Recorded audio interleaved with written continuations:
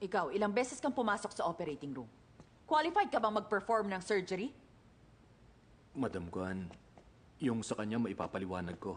Wala siyang ginawang surgery. Nag-assist lang siya sa loob.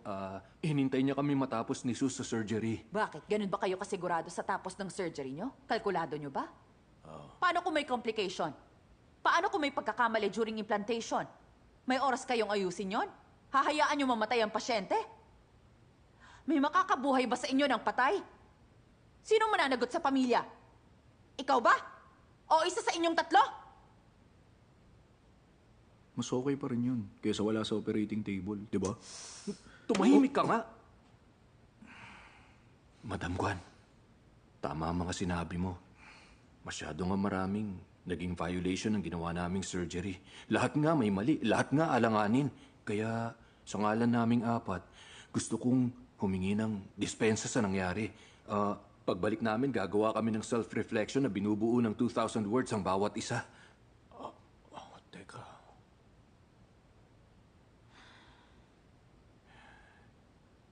Madam Guan.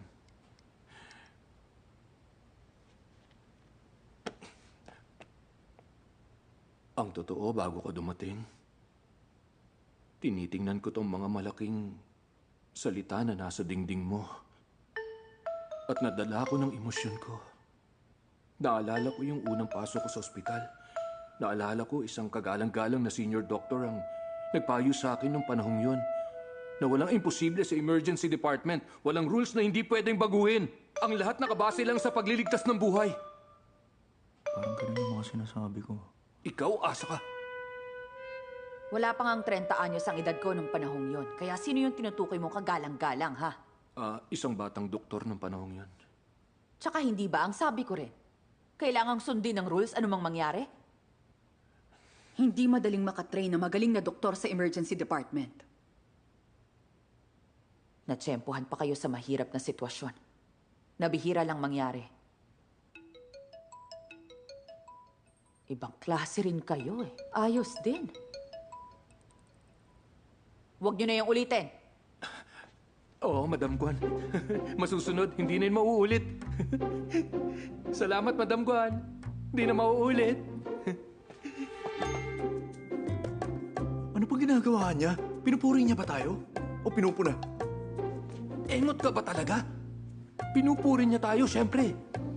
Masyado siyang na-impress sa performance at innovation natin.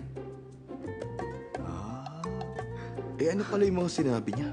Ay nako, nag-aalala lang siya na baka pag pinuri niya tayo masyado, yumabang tayo at mas malala ang gawin natin.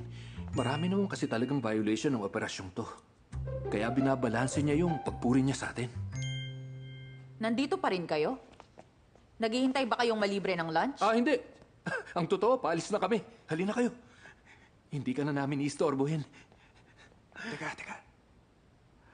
Ano na naman? Madam Guan, yung mga ginawa po namin, merit po ba yun? Anong merit? 3 tao po na iligtas namin, di po ba? Isang pamilya? Oh, ano naman? Pwede po ba kami magkaroon ng kahit maliit na reward lang? Oh, Yang Ming. Gusto ko sana mag 3-hour leave mula 2 p.m. hanggang 5 p.m. Para saan naman yon? I-meet ko po kasi yung girlfriend ko. Pasensya na, napuyat kasi siya kagabi. Kaya puro kalokohan ang sinasabi Hindi niya. po! Pasensya na, Gusto halika ko na lang po nga. talaga makita ang girlfriend ko. Pasensya Gusto ko na. lang po makipag-date Dahil lang sa sandali. hormones yun, Kailangan ikukuha ko lang siya ng sedative. Sisira mo itong ginawa mo. Hindi mo malalaman kung paano ka mamamatay. Nung bago lang ako dito, narinig ko may isang doktor na lumabag sa rules ni Madam Guan. Ngayon, hindi na siya payapayagan mag-opera. Kausapin ko siya! Hindi ganun si Madam Guan. Hindi mo pa kasi natitikman ang lupit niya. Palabas niyo masama siya. Ang totoo niya,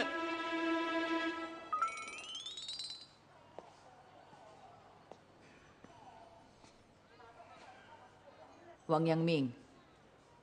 Dalhin mo to kay Mr. Jiang ng Cardiology Department ng Funay Hospital. Bumalik ka before 6 p.m. Ba't di nyo na lang po ipa-deliver? May trabaho pa ako mamaya Susunod ka o hindi? official task tong inuutos niya sa'yo, okay? Natural, may sasalo sa shift mo. Sino sasalo sa Hindi akin? na importante kung sino. Basta bumalik ka rito bago mag 6 p.m. Salamat po! Salamat, madam! Pinagbigyan niyo po ako! Hindi kita pinagbigyan. Bumalik ka, ha? Sino si Mr. Zhang? Taga-cardiology. Ihatid mo yan. Kung may kalahati siya ng emotional intelligence ko, di siya magiging single eh. Ay, bata pa siya at promising ang kinabukasan niya. Kaya sigurado ako na makakahanap siya ng matinong girlfriend. Pag matalino ang superior, maaway ng mga doktor. Mahirap makatanggap ng papuri kay Dr. Su, ha? Tama ba ako, Dr. Lu? Magaling ka lang talagang leader, madam.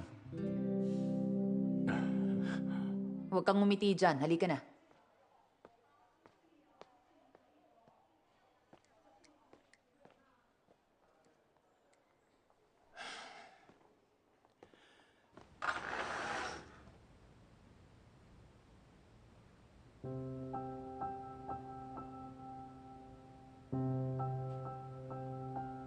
Alam mo ba kung bakit gustong-gusto ko ang opisinang to?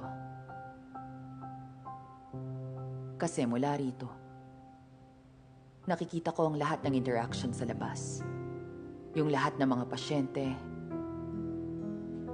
mga pamilya, medical staff. Nakikita kong mga saya at lungkot nila, pagdating at pag-alis, buhay at kamatayan. Lahat ng yun araw-araw kong nakikita. Isa yung patuloy na paalalang responsibilidad natin ang bawat tao. Pumapasok sa emergency room. Tungkol sa personal mong mga hirap, naiintindihan ko yun. Superior mo man ako. Ano man ang gawin mo pagkatapos ng trabaho, wala na ako ron. Isa lang ang hihilingin ko. Huwag na huwag kang malilate. Huwag mong ide-delay ang operasyon. Dahil kung hindi, hindi na ako makakausap mo.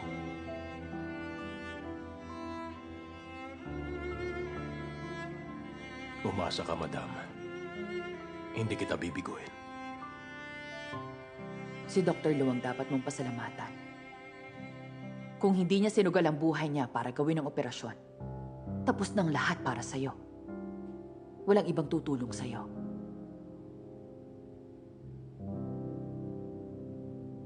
Naintindihan ko.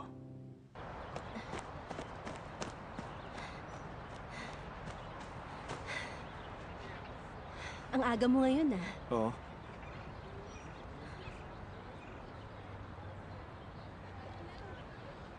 Anong problema?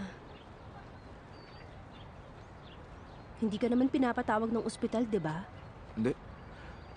So ano yan? Pinapabalikan nila para sa shift mo? Hindi sa ganun. Eh, ba't parang ang seryoso mo dyan? Nagre-research kasi ako. Inaalam ko kung saan magandang pumunta ngayon. May nakita ka na? 2 p.m. na ngayon. Kaya may 3 hours pa tayo bago mag 5 p.m. Bawasan mo natin yun na 1 hour para sa round trip. Meron pa tayong 2 hours. Kumain kaya tayo. Ito, may nakita akong restaurant. Kakakain pa lang natin pero maaga pa para sa dinner. Anong klaseng meal yan? Oo nga. Gusto mo magsine? May gusto kang panoorin? Sabi nila may magandang palabas ngayon eh. Parang yung tungkol sa mga alien. Tungkol sa alien? Ano nga ulit title nun? The Dancing Aliens. Ano ka ba? Matagal nang tapos yun, no? Last year pa pinalabas yun eh. Ganun na yung katagal? Matagal ka kasing na-disconnect sa modern society eh.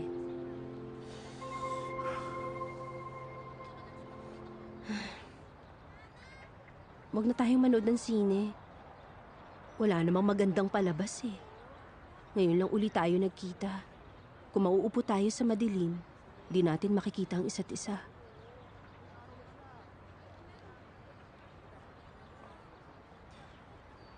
Alam ko na kung saan. Tumingin ka sa kaliwa. Maganda ron, di ba?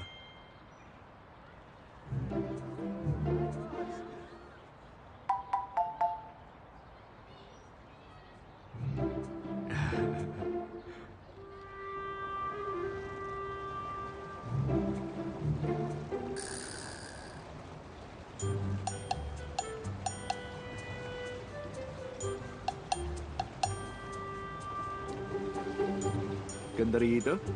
Di kailangan kumain, tapos maliwanag. Magkatabi pa tayong dalawa. Nakikita natin isa't isa. Sa ngayon, 2:30 p.m. Mga 4:30, pwede na tayong bumalik. Kung kakalkulahin, meron tayong 2 oras na para sa ating dalawa lang. Huminto na muna tayo sa pagpedal.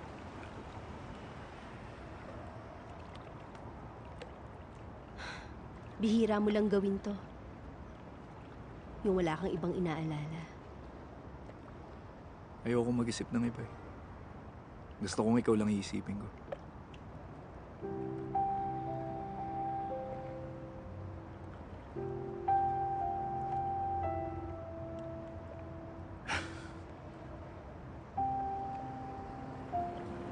Paano kasi? Maraming beses na tayo nagkita. Pero lagi tayo nagmamadali. Di pa ako nagkaroon ng pagkakataon na makita ka. Ngayon, pwede mo na yung gawin. Iba bang itsura ko?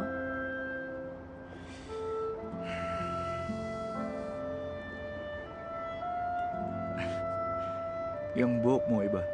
Di yan gaya ng buhok mo nang pumunta ka sa ospital. Mukhang inayos mo yan. Ano pa? Maganda yung naisip mong outfit ngayon. Na-highlight kasi niya ng mga asset mo. Pero di naman sobra. Maganda ba? Maganda. Maganda ka.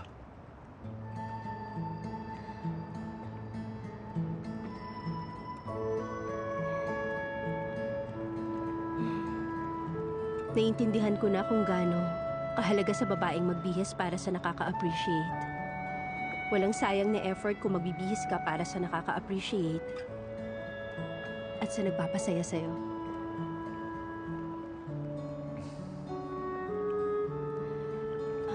Dadalhin kita sa magandang lugar. Saan tayo? Alam mo yung Five Dragon Pavilion? Madalas ako mag-paddle doon nung bata ako. Ah, madalas ka palang pumunta rito nung bata ka. Kaya pala lakas sa mga binti mo eh.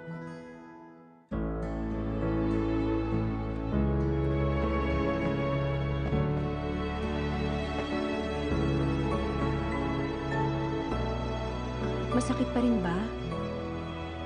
Di na, noong oras na yun lang naman to sumakit. Pero alam mo, parang yung sipa mong nag-ayos ng cervical spondylosis ko.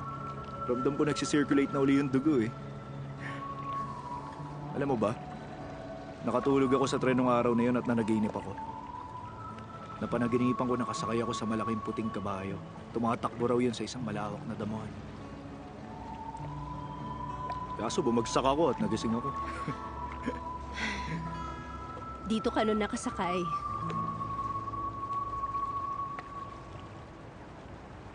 Ah.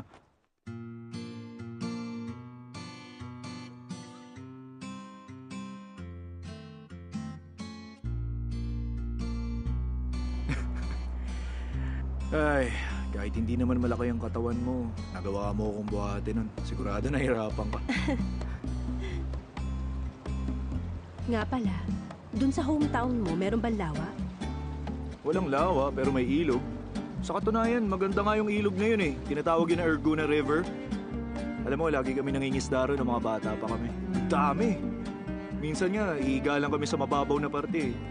Tapos habang nakahiga kami, palilibutan kami ng mga isda. Ibang klase yun. Pagangat namin ng ulo, ang makikita namin yung mga ulap sa langit na dahan-dahang tinatangay ng hangin. Parang ang ganda nga. Anong ibig sabihin ng Erguna? Dalawa ang meaning nun eh. Yung isa, paikot-ikot at palikuliko. At yung isa naman, pagpapakita. Ang Erguna River. Para kasi yung pagpapakita ng isang mahaba at palikulikong kata. Para tuloy, bigla ako na homesick. Alam mo, minsan isasama kita ron. Sige, usapan yan ha. Dalhin mo ako ron. Deal.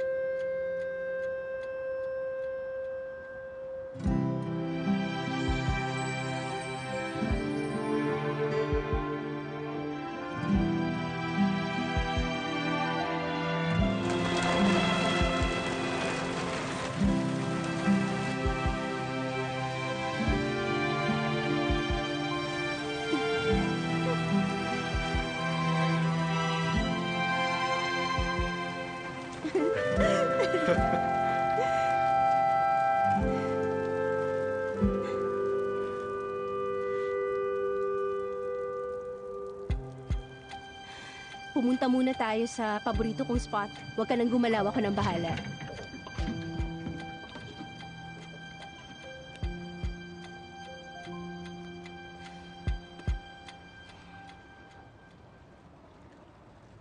Merong mga taong kumakanta at tumutugtog sa Five Dragon Pavilion. Alam mo ba? Kapag palubog na ang araw, parang umeeko sa tubig yung tunog ng mga boses at instrumento. Sobrang ganda. Nung bata pa nga ako, naisip kong paglaki ko, dadalhin ko ron yung taong gusto ko. O, pumedal ka na.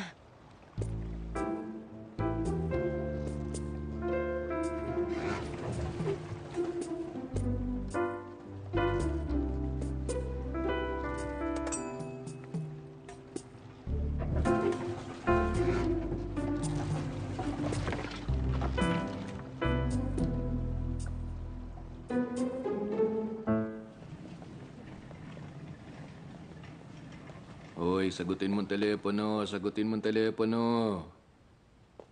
Di pa rin po makontak yung pamilya ng Bedford? Di makakapag-catheter kung walang pirma ng pamilya.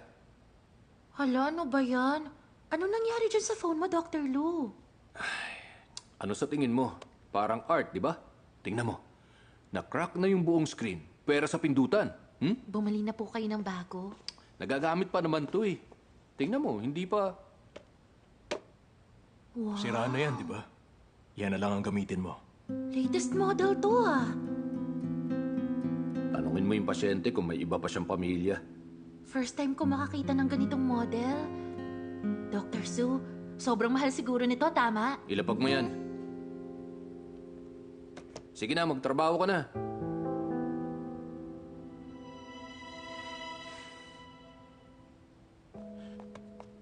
Radio frequency sa bed 18. Yes, Doc. Louie. Ano, Louie. bakit? Sige na, kunin mo na to. Hindi pwede. Masyado yung mahal. Nasira mo yung phone mo nang dahil sa akin. Kaya gusto kong palitan. Mali ka. Hindi yun dahil sa'yo. Ginawa ko yun para sa pasyente. Oo, pero kahit ganun, tinulungan mo pa rin ako. Hindi ba? Kaya may utang ako sa'yo. Para sa magkaibigan ng utang. Hindi tayo ganun. Others tayo, di ba?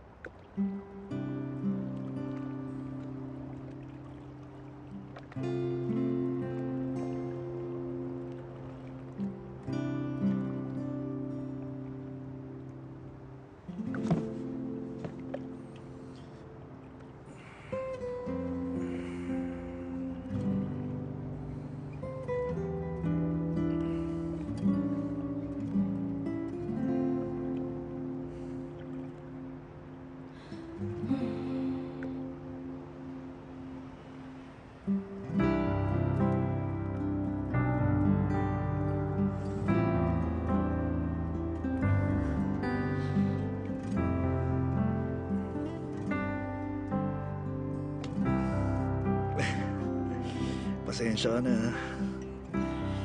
Nakatulog na naman ako.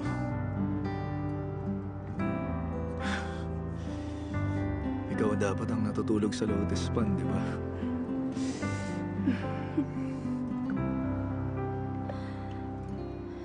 Ang himbing ng tulog mo eh.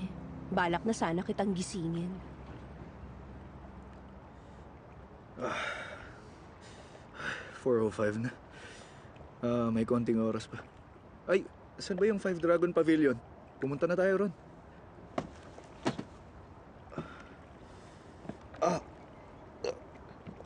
Kumapit ka. Late na eh. Kailangan na nating ibalik tong bangka by 4:30. Nasa south tayo kaya kailangan na nating magmadali. Makakaabot pa naman tayo. Sabihin mo lang kung nasan yung Five Dragon Pavilion. Sayang yung deposit. Hayaan mo na lang. Nandito na rin lang tayo eh. Di pumunta na... Huwag ka naman pumreno ng ganun. Bigyan mo pa ako ng isang chance. Gusto ko makabawi talaga. Di naman tayo magtatagal eh.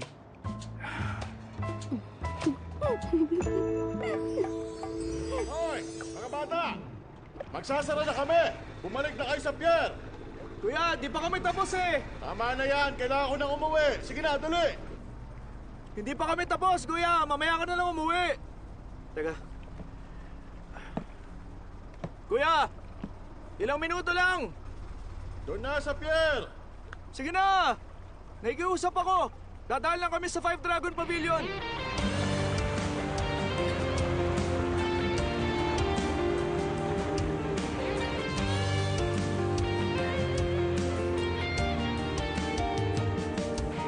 Kuya! Pwedeng pakibilis-bilisan pa? Okay, sige!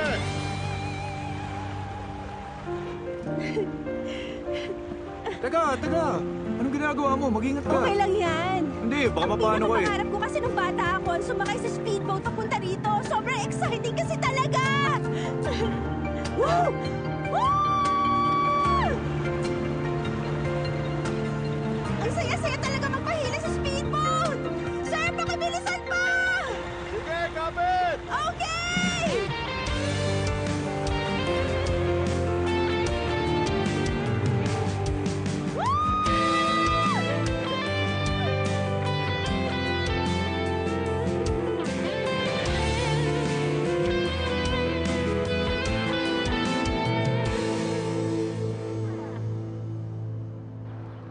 Nangihina ang binti ko, pakiramdam ko. Nasa tubig pa ako. Ay, ano ba yan? Sayang naman. Ngayon na nga lang tayo nagkita, nakatulog pa ako. Naging half date na lang tuloy ito. Dalawang date nga yun eh. Dalawa? Dalawa kasi sa mga wish ko ang tinupad mo ngayong araw. Ang una, magbangka sa Five Dragon Pavilion. At ang pangalawa, mag-speedboat. Nag-enjoy ako ron. Talaga? Meron ka pa bang ibang wishes? Ito pa rin na natin yan.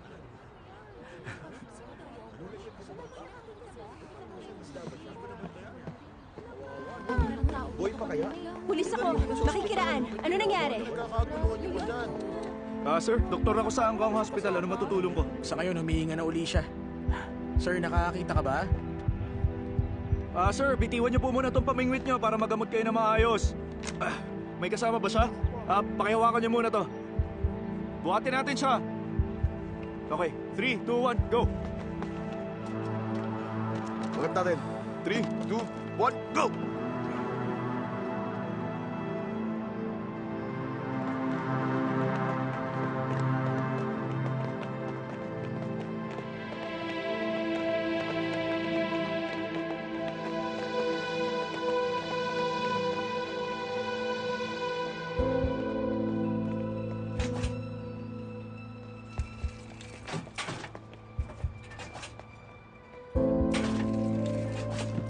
Pagdating niyo, ipacheck niyo kung may infection ang lungs niya.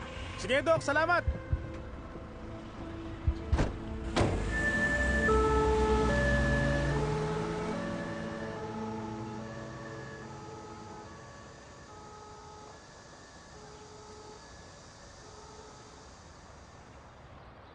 Gusto mong sumama sa kanila, no? Hindi naman pwede eh. Kailangan itawag muna kita ng taxi. Wag na, meron na. Ayan na nga, oh. Alis na ako.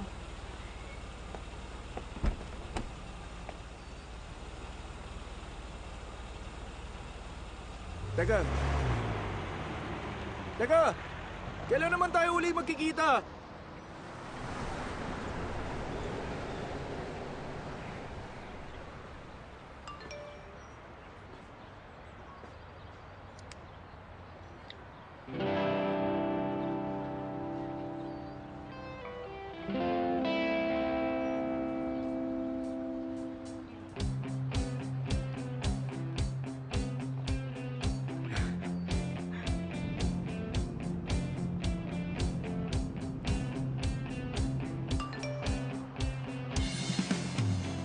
Lagi na lang ikaw ang nagyayaya. Ako naman next time.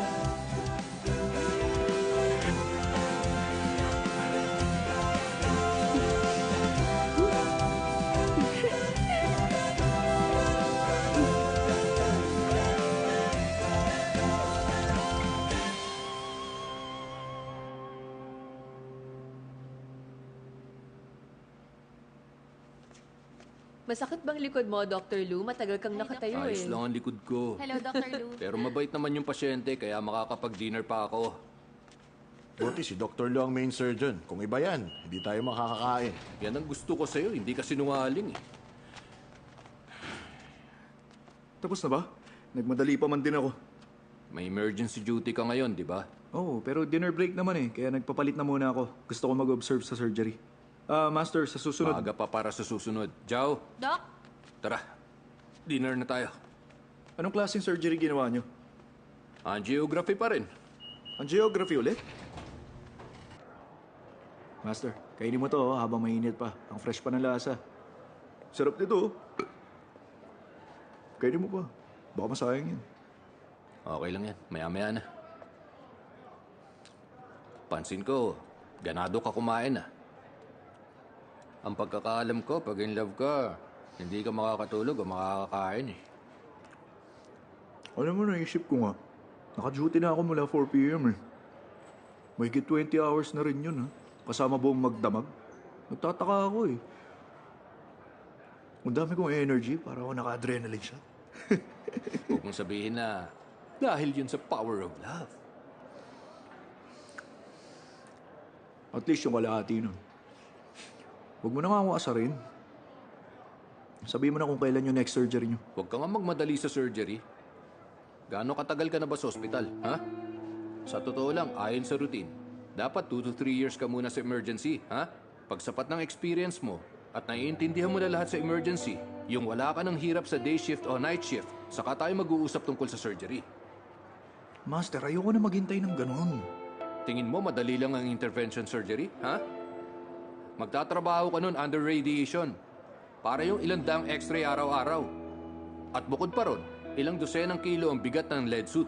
At pag suot mo na yon, wala ka nang magagawa kundi tumayo ng 2 oras. Wala yung pahinga.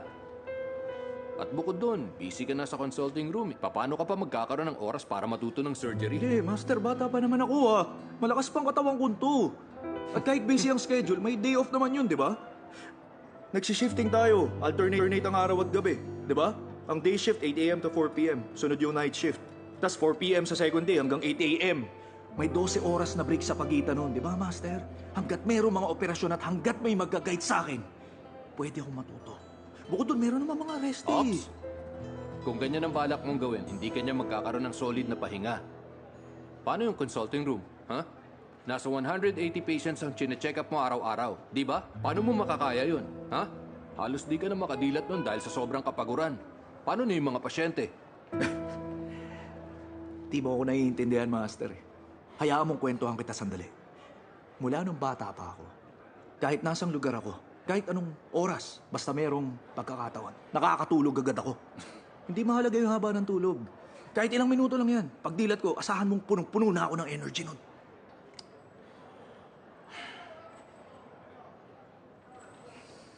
Master, sige na naman. Hayaan yung makasali ako sa surgeries.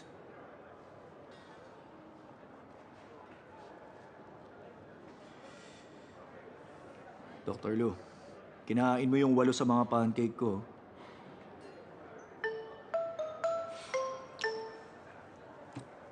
Alam mo, ikaw, dahil dyan sa kakapalan ng mukha na pinapakita mo, parang naalala ko yung dating ako eh. Master, tungkol sa surgeries. Sinong kumain ng 8 pancake? Ikaw ang kumain ng kalahati, ah.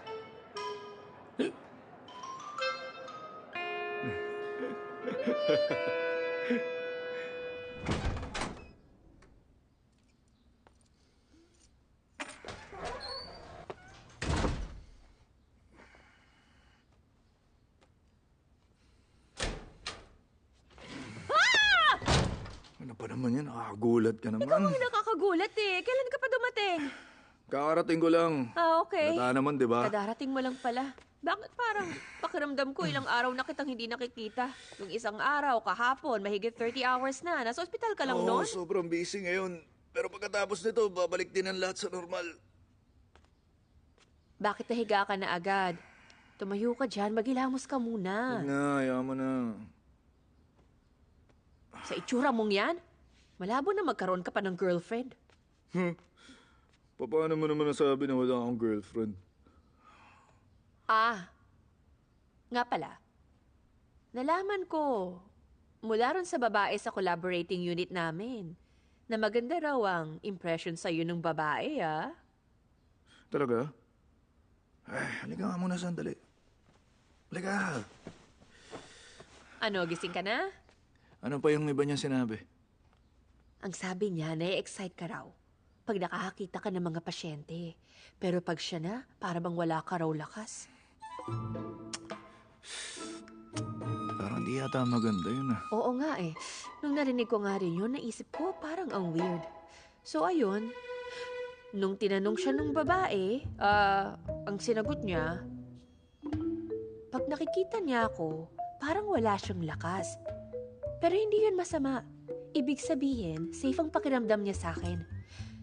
Nakakatulog pa nga siya eh. Ibig sabihin, pag magkasama kami, masyadong relax ang pakiramdam niya. Parang maganda pala yung sinabi niya. Teka, si Mang Jiaoyang ba ang nagsabi niya o ibang babae? Yung babae. Malamang yung babae. Naku, hindi ako sigurado kung sino. Alamin ko na lang. Hindi na kailangan. Ano? Hindi na kailangan. May papakita ko. Ano yan? May papakita ko sa'yo. Patingin? Ay, Bilisan mo na. huwag mo na kasing silipin. Hindi ako naninilit. Tingnan mo. Ganda niya, di ba? Oo nga, ang puti niya. At saka bagay sa kanya yung suot niyang white ha. Tas ikaw naman para kang tanga. Nababasa mo to? Nasaan? Huwag mong hawakan. Ilapit mo naman kasi. Lagi na lang ikaw ang nanliligaw. Ako naman. Nagyayaya. Nagyayaya? Lagi na lang ikaw ang nag-iyayaya. Ako naman. Next time.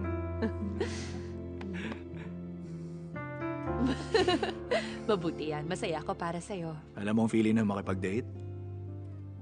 Tumahimik ka. Alam mo ang feeling na makipag-date? Sige na, i-imaginein ko na lang. Alam mo nga ba feeling na makipag-date? Ha? Nagugutom na ako, te. Luto ka naman ng noodles. Uy, narinig mo ba ako? Gutom na ako. Oo na, teka, ito na. Tawagin mo ako pag luto na.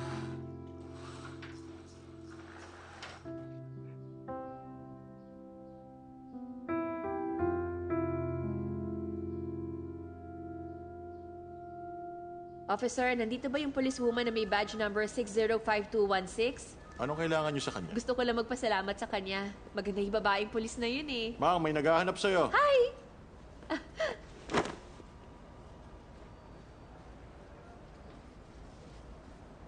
Naaalala mo ko? Ikaw yung babae mula sa child trafficking incident, di ba? Tama, ako nga. Naku, salamat sa tulong mo nung araw na yun, ha. Kung hindi dahil sa'yo, malamang inisip na ng lahat ng nasa basta isa akong child trafficker. Kunin mo. Naku, di ka na dapat Ito, nag-abala. hawakan mo tapos selfie tayo. Oh, sige. Officer, pakipicturean mo naman kami, oh. Okay. Gamitan mo ng beauty filter. Salamat. Yan. Ang tangkad mo Yan. pala. Pwede ba kitang akbayan? Oo naman. 3, 2, 1... Okay. Naka-duty ako nun eh. May nag-report na may batang nangangailangan ng tulong. Nakita ko may hawak siyang tablet na nagpe-play ng cartoons na napanood ko. Naisip kong ginagaya niya si Bramble, tas tinakpan mong bibig niya para di siya makaistorbo sa iba. Oo, ganun nga. Grabe ang talino mo naman. Parang nababasa mong isip ng mga bata, ah. Pero sa tingin ko, parang wala ka pa namang anak eh. Oo, single pa siya. Madalas kasing may mga nawawalang bata rito. Cartoons ang ginagamit namin panlibang sa kanila. Kaya naman pala. Pero Nagustuhan ito- mo ba? Tingnan nyo. Basahin nyo. Officer Mang, sa palagay ko, dapat mo ngang tanggapin ang banner na to. Tapos i-display mo sa pwestong kitang-kita. Tama. Kung hindi dahil sa insidenteng yun, malamang hindi ka na single. Ay, isang blind date lang naman ang na-miss ko. Naku, sorry ha. Na-miss mo palang blind date mo dahil sa akin. Sa totoo lang, nung araw na yun, papunta na sana siya sa blind date nung matanggap niya yung tawag tungkol sa child trafficking. Tapos misunderstanding lang pala. Kukunin ko na to, ha? Pre, isabit na Ganun nga natin talaga. to.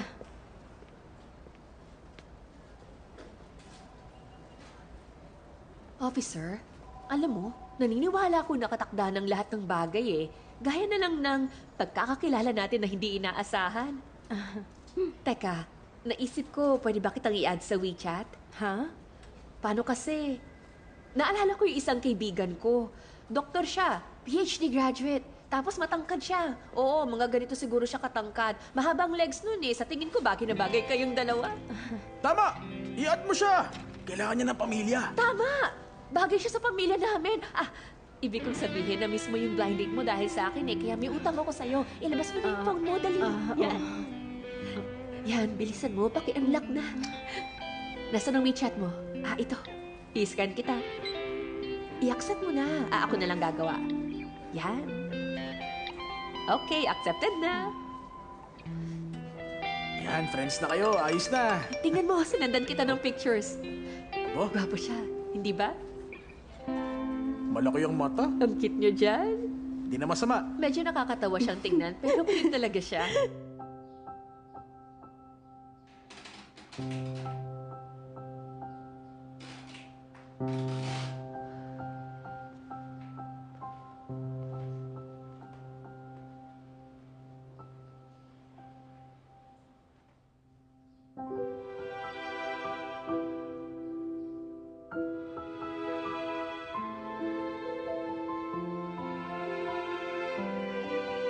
Basta ano man ang gawin mo, pwede mo yung panagutan sa batas. Oo, officer. Alam ko. Natuto na ako. Pasensya na talaga, ah. Huwag kang humingi ng pasensya sa akin. Sa kanila dapat. Pasensya na. Pasensya na talaga.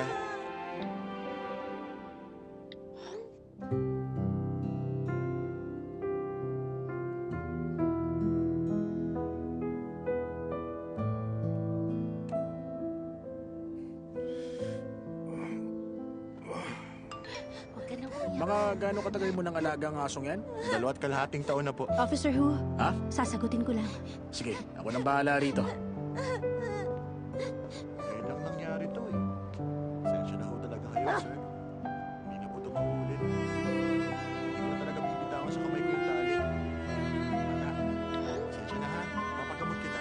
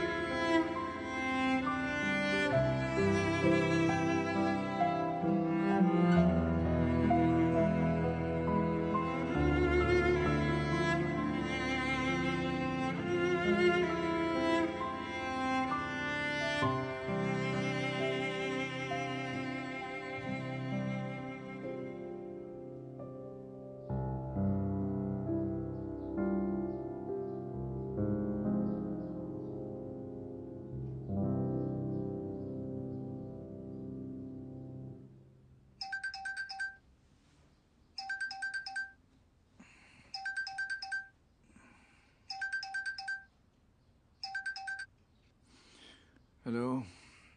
Nasaan ka? Sa bahay. Hayaan mo na. Di ka abot. Sandali lang. Ano ibig mo sabihin?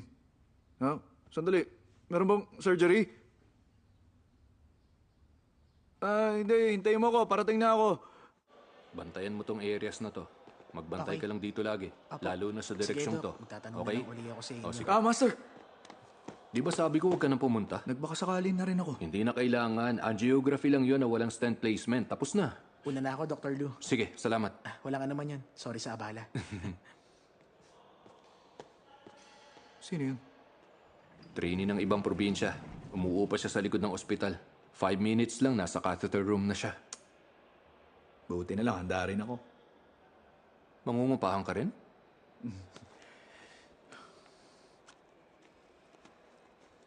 Meron ako nito. Ano yan? Toiletry bag. Dito na ako titira.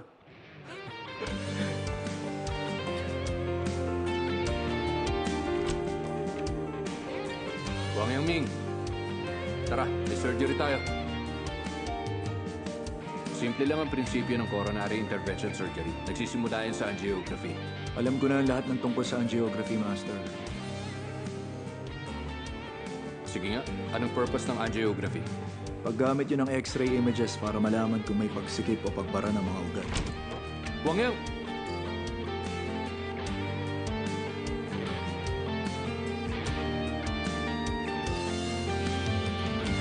Uy, tara. Bumangon ka, may surgery tayo, dali. Paano kung may bara? I-extract natin yung blood clot. Kung pagsikip lang. Kung merong pagsikip sa ugat, lalagyan nyo ng stent para lumuwag, para bumuka yung ugat. Wang, may surgery. Wang Yangming? Nasaan yun? Wang Yangming! Ba't di ka dun sa recliner? Sa'yo yun eh. Ayokong gamitin. Tumayo ka dyan. Iwan mo na yung eye mask ko. Panoorin mo tong teknik ko. Kaliwa. Kanan. Forward. Atras. Medyo minamalas ka nito nakaraan eh. Puro angiography surgery na walang stent placement. Okay lang, Master. Sapat na to para matuto ako.